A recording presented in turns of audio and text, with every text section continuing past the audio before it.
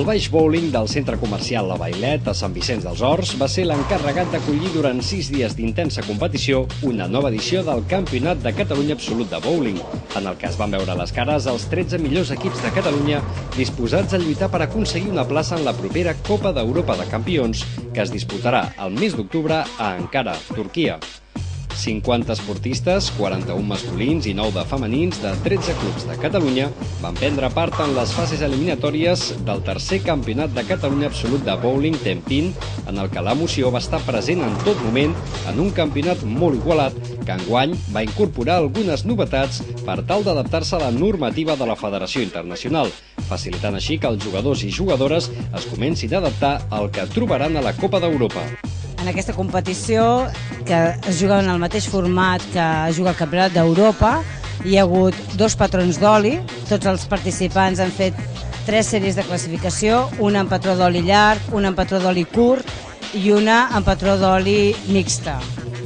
És a dir, una pista d'oli curt i una pista d'oli llarg. Això representa una dificultat pels nostres esportistes, atès que no són els patrons habituals de joc, però ens hem d'anar adaptant a la normativa de la Federació Internacional.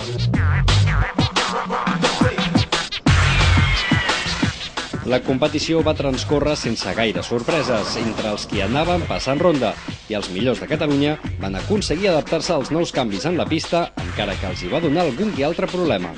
Están los mejores hombres y las mejores mujeres y se jugó en 2 patrones de aceitado, lo cual dificulta un poco más el evento, y hoy en específico era dual, entonces al tener un patrón de aceitado en una pista y otro diferente en la otra, pues hace que la situación sea no tan fácil. Mentre que en categoria femenina, Sandra Torrents va revalidar amb comoditat el triomf aconseguit fa 2 anys. El Campionat de Catalunya Absolut va deixar palès el bon nivell dels jugadors catalans i van oferir una excel·lent jornada final en la que la igualtat va ser màxima, i en la ronda definitiva es va poder viure un dels millors moments dels darrers temps amb una lluita aferrissada entre Marcel Ovide i Artur Colomer, molt concentrats, tot buscant el títol català i la classificació per Ankara. La igualtat va ser tanta que va ser necessari un desempat a una bola entre Ovide i Colomer, en el que finalment l'estratègia del Suitrade es va demostrar definitiva. Aquest és un campionat que es juga amb 2 tipus de patrons diferents i llavors sempre hi ha una miqueta més de dificultat. Es juguen moltes partides i són 4 dies que la veritat és una miqueta dur. La final ha sigut, jo crec, una de les finals més renyides que s'ha vist dels últims temps. I bueno, en Marcial era millor que jo amb el llarg, per això he escollit el curt,